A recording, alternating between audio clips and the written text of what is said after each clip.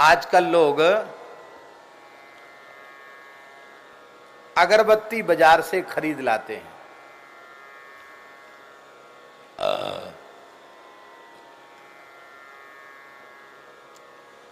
और अगरबत्ती खरीद करके उसको फिर ओम जय जगदीश हरे अगरबत्ती घुमाएंगे। उसमें भी खूब कंजूसी करते हैं, एक ही अगरबत्ती ले लेंगे और मान लो बीच में वो बुझ गई तो उसको दोबारा नहीं जलाएंगे, दूसरे दिन के लिए रख लेंगे, दूसरे दिन फिर उसी को चैतन्य करके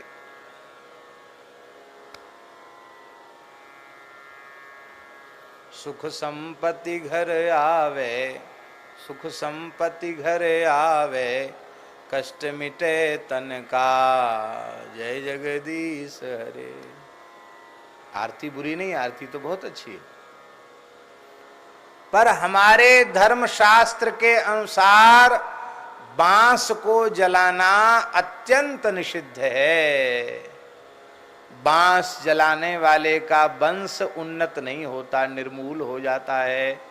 बांस जलाना मना है। और जितनी भी तिल्लियां हैं जो काढ़ी बनती है ना, धूप बत्ती, वो सब बांस की होती हैं। इसलिए ये अगरबत्ती बनाना, इसमें तरह तरह के घातक केमिकल मिलाना, उटपटांग चीजों का मिश्रण करके हिंदुओं को धर्म भ्रष्ट करना, ये साजिश है। इसलिए हमारी मानो तो बाजारों की अगरबत्तियां भगवान की पूजा में प्रयोग नहीं करनी चाहिए।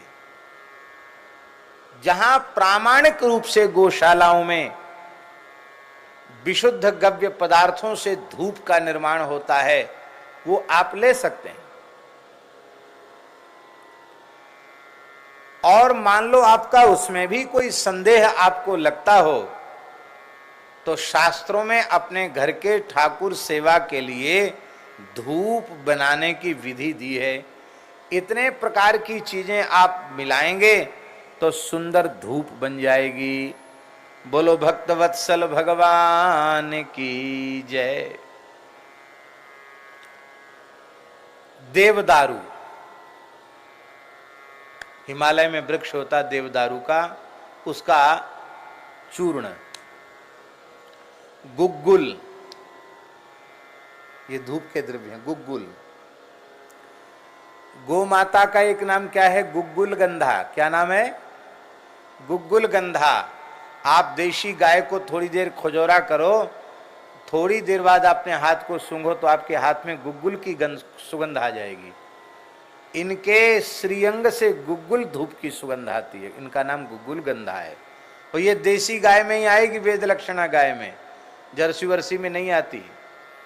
और हमारे पुराणों के अनुसार वैद्य जी महाराज, गुग्गुल की उत्पत्ति सुरभि गाय, कामधेनु गाय के मूत्र से गुग्गुल उत्पन्न हुआ है। इसलिए देवताओं को गुग्गुल अत्यंत प्रिय है। भगवान शिव का तो आहार बताया गया। शंकर जी का चाहे जितना अभिषेक आप कर लो, यदि गुग्गुल की धूप कंडे की आंच में आप घी डालकर नहीं घुमाते हैं तो शिव पुराण, स्कंद पुराण, लिंग पुराण में लिखा है शिव पूजा पूर्ण नहीं है। पूजा में अनेक दोष बन जाते हैं, उन दोषों की निवृत्ति गुग्गुल की धूप दिखाने से होती है। आप घर में नित्य गुग्गुल की धूप देसी गाय के कंडे पर वेद लक्षणा गाय के सुंदर घी को डाल करके गुग्गुल के साथ धूप कीजिए, आपके घर में भूत प्रेत अलाय बलाय कभी कोई चीज प्रवेश नहीं करेगी। सारे विषाणुओं को नष्ट कर देने की सामर्थ्य गुग्गुल में है। तो धूप का एक द्रव्य है देवदारू, दूसरा है गुग्गुल, तीसरा है कपूर, चौथा है अगरू, तीसरा है देवदारू, गुग्गुल, कपूर, अगर, पांचवा है तगर, छठा है घी और सातवां है गुड़। कुछ गुड़ भी मिलाना चाहिए उसमें। इतनी चीजें मिला करके और धूप बनानी चाहिए। वो धूप भारतीय देसी गाय के कंडे की अग्नि पर डाल करके थोड़ा सा एक बूंद घी डाल देना चाहिए, उससे फिर धूप आरती करनी चाहिए। उस धूप की सुगंध ठाकुर जी की नासिका में जाती है तो ठाकुर जी तो राजी होते ही हैं। धूप आरती की सुगंध, आरती के बाद जो धूप की सुगंध आरती में खड़े भक्तों की नासिका में जाती है, तो महाराज जी स्कंद पुराण पद्म पुराण में लिखा है कि धूप आरती की धूप की सुगंध नासिका के माध्यम से जब भीतर प्रवेश करती है तो सूक्ष्म जो पाप की मलिन वासना है जिसके कारण पाप बनते हैं, उस वासना का सर्वथा नाश हो जाता है। तो मन में छिपे हुए सूक्ष्म पापों का नाश भगवान के धूप की सुगंध लेने से होता है। ऐसे ही सुनो, जैसे आरती लेते ना हम लोग ऐसे लेते हैं, ऐसी धूप आरती भी ऐसे ऐसे लेना चाहिए जिससे उसकी गंध हमारी नासिका में जावे। ये धूप आरती लेने की विधि है।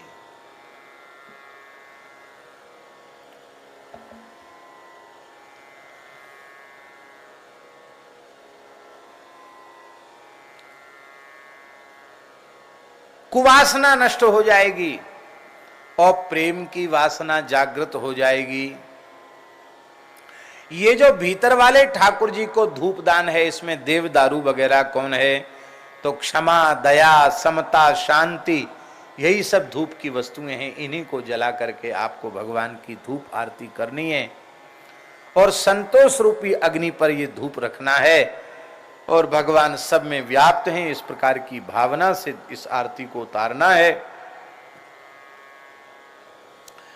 ये धूप से सुगंध उत्पन्न होती है, इससे प्रेम की भाव की सुगंध जगेगी, दुर्वासना का नाश हो जाएगा।